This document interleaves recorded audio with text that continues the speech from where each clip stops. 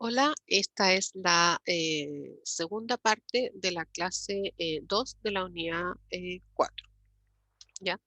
El temario de esta segunda parte consiste en explicar lo que es la vaina de mielina, la conducción o propagación del potencial de acción o del impulso nervioso, distinguir periodo refractario absoluto y relativo y también distinguir un potencial excitatorio e inhibitorio, un potencial postsináptico excitatorio e inhibitorio. Me faltó cambiar ahí.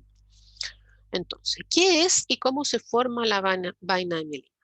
La vaina de mielina está compuesta por una sustancia blanca, o así se ve al microscopio, rica en lípidos, ¿ya? Se forma a partir de oligodendrocitos y células de Schwann. Ya, como ustedes ya vieron, las células de Schwann y los oligodendrocitos son glías, ¿ya? Ahora, ¿por qué los oligodendrocitos forman la vaina de mielina en axones que están dentro del sistema nervioso central y las células de Schwann forman la vaina de mielina en eh, células que están afuera del sistema nervioso central?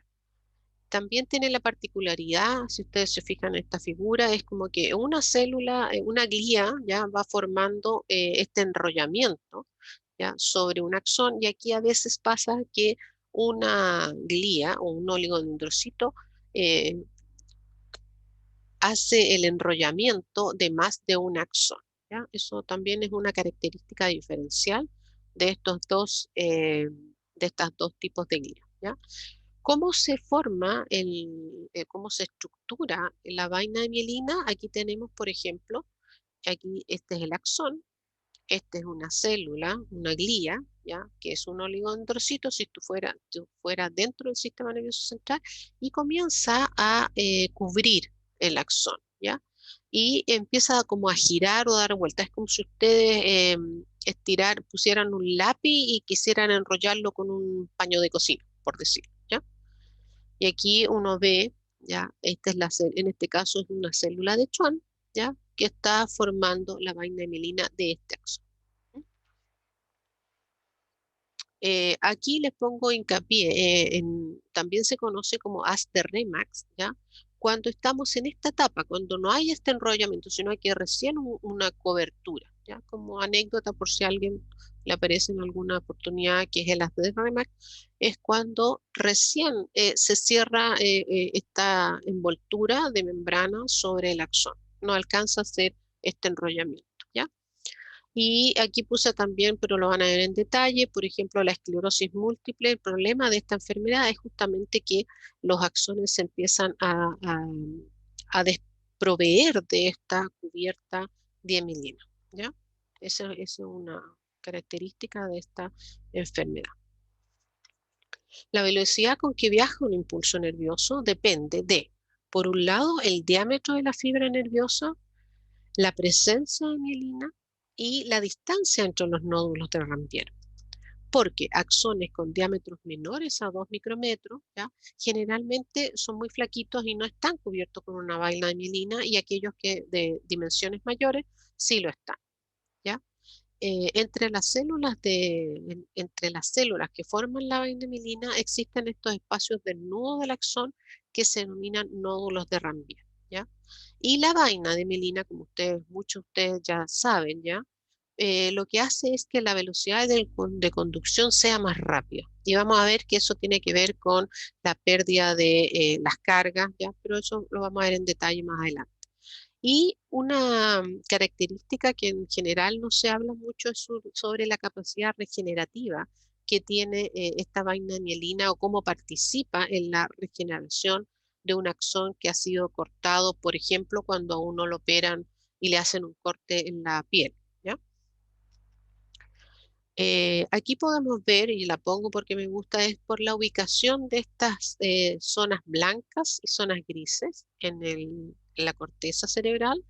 Y esto da cuenta de, por ejemplo, en la parte más oscura se ven los cuerpos neuronales, y en las partes que son más claras está la concentración de la axones mielinados. En cambio, en la médula espinal tenemos lo contrario. En el centro encontramos que están los cuerpos celulares de las neuronas, y por fuera tenemos esta zona blanca que da cuenta de que hay axones mielinados, ¿ya?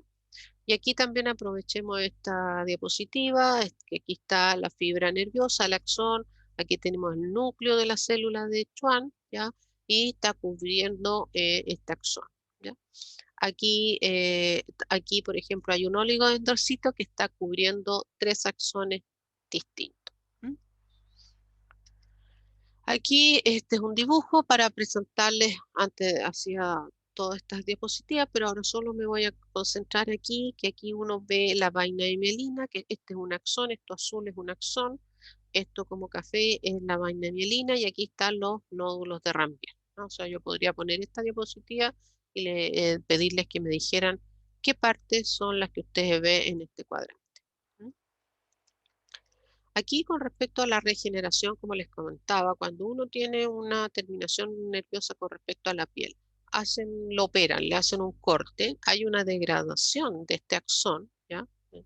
Degeneración de la meninina y del axón en el cabo distal, dice acá, hay macrófagos que empiezan a limpiar un poco esta zona y el axón comienza a crecer. Yo siempre lo pongo como es como la cola de la lagartija, ¿ya?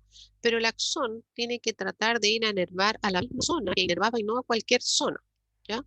Entonces, ¿qué es lo que pasa con la vaina, la proliferación de células de Schwann en esa región? Es que le van como indicando, le van armando un camino a esta esbozo de axón que se está recuperando, ¿ya? Y finalmente vamos a tener que hay una remineralización y que el axón llega a la zona normal donde estaba anteriormente, ¿ya? Porque si no, imagínense si usted se rascara la rodilla y le va a, lo va a sentir, no sé, pues en la parte de adelante y usted lo siente en la parte de atrás, ¿ya? Esa es la idea. ¿Cómo se propaga o conduce un potencial de acción o un potencial pasivo? Del siguiente modo. Nosotros tenemos input, como dice acá. ¿Y qué son los inputs? Si fuera de una sinapsis a otra sinapsis, serían terminaciones nerviosas o botones sinápticos de otra neurona presináptica, ¿cierto? Si fuera esto una neurona que está en contacto con un receptor, sería el contacto del receptor que ya vimos o les conté anteriormente que son neuronas modificadas, ¿ya?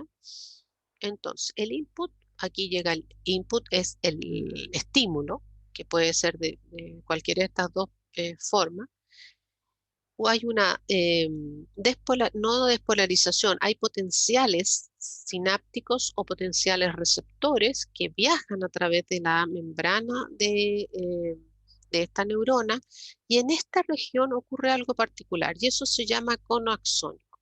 Es una región donde el umbral es muy bajo o es más bajo que en estas otras zonas, ¿ya? Entonces, ¿qué es lo que ocurre aquí? Hay una integración de señales que pueden llegar simultáneamente por este botón, por este botón, por este, o en distintos tiempos, ¿ya? En estos distintos botones. El punto es que aquí hay una integración de señales y se genera la conducción del potencial sináptico. En este caso, el output, como vemos aquí y lo van a ver en la clase 3, es un output que es una sinapsis química, ¿ya? Pero van a ver que también existen las sinapsis eléctricas, qué sé yo. No me voy a meter aquí porque es clase de la tercera, es materia de la tercera clase, ¿ya? Entonces, llega un input, un estímulo, hay una integración, hay una conducción y finalmente hay como una respuesta o una salida, ¿ya? ¿Qué es aquí? Vamos a ver las señales que no sobrepasan el umbral. ¿Se acuerdan que habían cuando el estímulo era pequeño y no pasaba el umbral de esa neurona o de ese axón, habían respuestas pasivas? Y esto se puede observar aquí. Yo aquí estoy estimulando con este electrodo, aplico una corriente y con estos electrodos que están puestos en distintas distancias desde donde yo origino el estímulo, veo el cambio de potencial de membrana que está aquí. Entonces, aquí el comentario es el potencial baja en ambos sentidos, ¿ya? Pero es en ese sentido donde están mayoritariamente, donde tiene porque para acá está el cuerpo neuronal, ¿cierto? Y si está el cuerpo neuronal, eh, para allá, que viaje la corriente para allá, no tiene las mismas consecuencias que si viaja hacia la derecha, donde van a estar los botones sinápticos o donde va a estar haciendo sinapsis química, por ejemplo, con otra neurona, ¿ya? Entonces, ¿qué es lo que ocurre aquí? Yo estimulo y registro. Registro aquí, en el mismo punto donde yo estimulé, registro un poco más acá, más lejos, más lejos, más lejos, más lejos. Si ustedes ven, por ejemplo, aquí el color, hay un degradé del negro al gris, indicando que el potencial de acción cuando es inmediatamente, no, perdón, no inmediatamente, sino en la misma zona, yo tengo esta respuesta que es una respuesta pasiva. Se distingue esta respuesta pasiva de la respuesta activa que va a ser el potencial de acción. ¿Ya? Ya lo vimos en la primera parte. Entonces, si usted va midiendo a distinta distancia, empieza a decaerse, empieza a hacer esta curva más pequeñita, ¿ya? Y esto, ¿por qué? Porque aquí está el umbral y yo con el estímulo que di no pasé ese umbral. Entonces yo tengo un potencial, aquí el potencial de reposo y tengo esta forma, ¿ya? De, el potencial de membrana.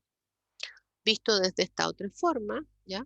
Aquí, por ejemplo, en el cero es porque estoy justo en el mismo punto donde yo hice el estímulo. Y a medida que me voy alejando, la guatita o el cambio de potencial es más pequeño. Por eso se dice que es pasivo, se va disminuyendo. En cambio, cuando yo genero señales que sobrepasan el umbral, que es una señal activa, yo genero un potencial de acción que lo mida en cualquier lugar desde donde yo hice el estímulo a donde yo me alejé para ambos lados, tengo la misma forma. ¿Por qué? Porque mi estímulo fue superior al umbral. En este caso, la rayita de aquí abajo es potencial de reposo, aquí estaba el umbral y yo tengo un potencial de membrana que es igual a distintas distancias porque es una señal activa, ¿ya? Aquí se va mostrando lo que va sucediendo con estos canales que vimos en la primera parte. ¿Se acuerdan que habían canales de sodio que primero estaban cerrados, ¿cierto? Estaban cerrados los canales. Aquí dice canal de sodio, ¿ya? ¿Y qué es lo que va a pasar en el tiempo cuando va viajando? ¿Ya? Que lo que viaja en realidad es una corriente, ¿ya? De iones. Entonces, al principio están cerrados, luego se abren, entra mucho sodio y finalmente se inactivan y luego se vuelven a cerrar. ¿Ya? Aquí están las eh, etapas que pasaban los canales de sodio. ¿Ya? Y uno habla de una depolarización. Aquí en esta zona azul estoy pasando de una carga negativa a una carga positiva, eso es una zona de depolarización, luego viene la repolarización y finalmente va a llegar a reposo. Pero aquí hay un viaje ya, que va viajando el potencial de acción a lo largo del axón, ¿ya?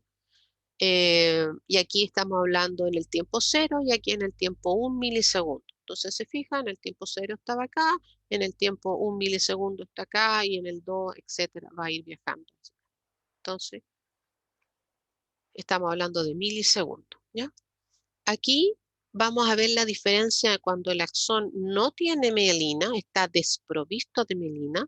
Y entonces, ¿qué pasa? Es que no se evita la fuga de cargas eléctricas. Este axón, aquí están puestos todos los canales, ¿ya?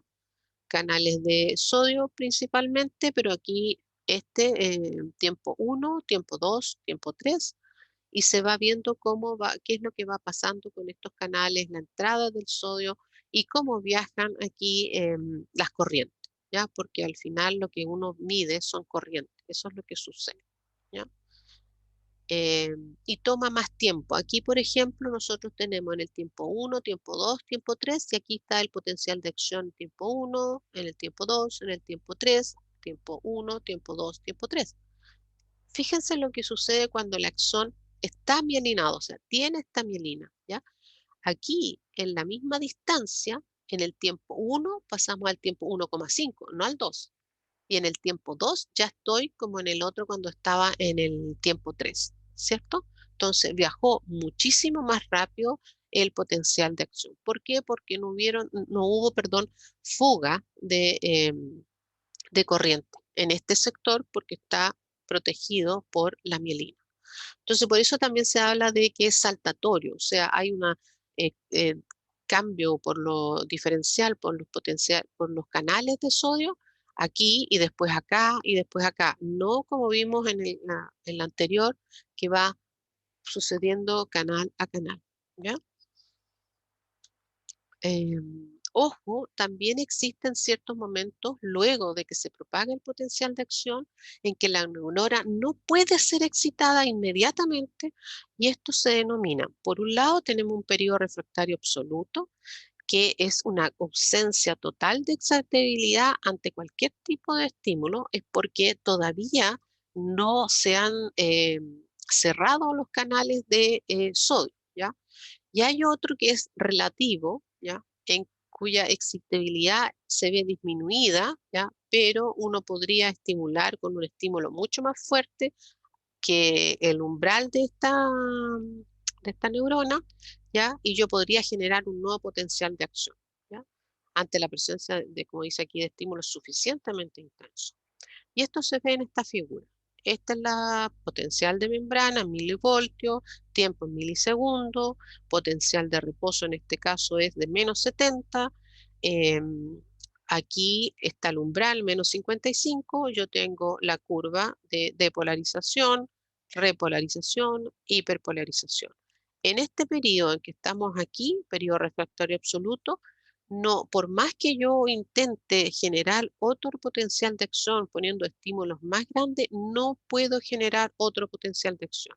Por eso se dice que en este momento es no excitable esta neurona, ¿ya? ¿Debido a qué? A que los canales de sodio están desactivados.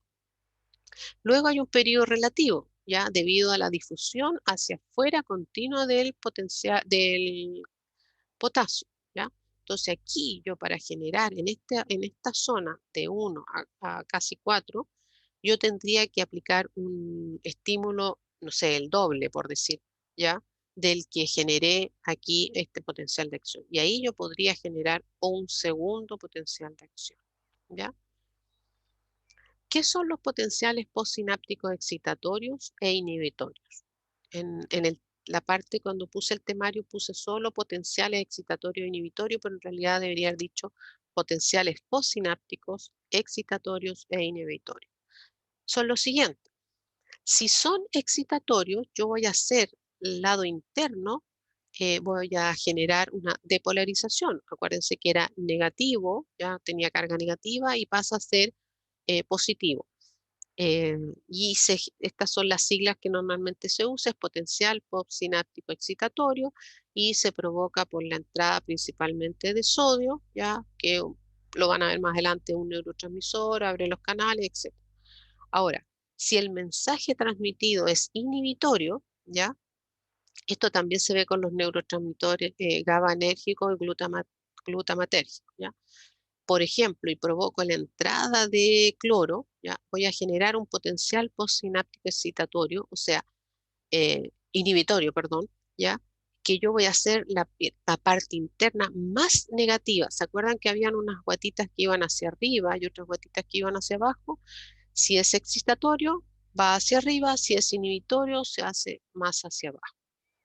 Aquí está, por ejemplo, una depolarización, la guatita hacia arriba, postsináptico excitatorio, y aquí un postsináptico inhibitorio o hiperpolarización, ¿ya? Porque hago el lado interno de mi membrana, de mi axón, más negativo. Y aquí vamos, como detalle, el GABA, el neurotransmisor GABA es inhibitorio y el glutamato es excitatorio. Pero eso también lo ven en la clase 3. Aquí, por ejemplo, yo estoy registrando, por un lado estoy estimulando el cuerpo neuronal y aquí yo estoy registrando en esta región y yo puedo generar, dependiendo de la corriente que aplico, puedo generar respuestas pasivas. Se fijan que son estas gotitas chicas. En este caso, si van hacia abajo, estoy inhibiendo, porque aquí está el umbral, aquí está el potencial de reposo. del potencial de reposo hacia abajo se habla de hiperpolarización, de potencial de reposo hacia arriba son depolarización. En este caso son puras respuestas pasivas, ¿cierto? ¿Ya? Pero aquí ya tengo una respuesta activa, que son los potenciales de acción, y aquí, ¿qué es lo que sucedió? Que la corriente que yo apliqué ya pasó el umbral y generé un potencial de acción, ¿ya? Y aquí es para explicar que generé uno al lado del otro porque apliqué corrientes más fuertes, serían el periodo de potencial de reposo relativo, ¿cierto? Aquí también es un ejemplo, lo van a ver en detalle, creo que en la última clase, qué es lo que sucede en una circuitería, porque las neuronas no están solas, están como en circuito. Aquí hay un circuito simple, que es el acto reflejo, ¿ya? Donde, por ejemplo, si yo estimulo, ¿ya? Aquí y voy registrando en distintas zonas, voy viendo qué le pasa a cada neurona. Esta neurona de aquí, la morada, se llama una interneurona, ¿ya? Y aquí estas neuronas eh, van a inervar a un músculo extensor y aquí a un músculo flexor, etcétera. Lo importante es esto. Este es un clásico potencial de acción. O sea, tengo una depolarización, repolarización, hiperpolarización. Estas son respuestas pasivas excitatorias, ¿ya? Van con las gotitas arriba, hay una depolarización pequeña, pero hay, y pueden ser sumatorias en el sentido que si yo aplico o viene otra neurona y me activa aquí, van a pasar cosas. En este caso, hay una inhibición, ¿cierto? En el músculo flexor va a inhibir. Y finalmente lo que uno tiene son, por ejemplo, circuitos de facilitación. Aquí, a mí me gusta esta diapositiva porque tenemos una neurona excitatoria 1, una neurona excitatoria 2 y una neurona inhibitoria, la roja. Y miren lo que pasa si yo voy aplicando, ¿ya? Eh, a distintos tiempos, ¿ya? Una estimulación a esta misma neurona. Aquí yo estoy registrando de lo que le ocurre a esta neurona, ¿ya?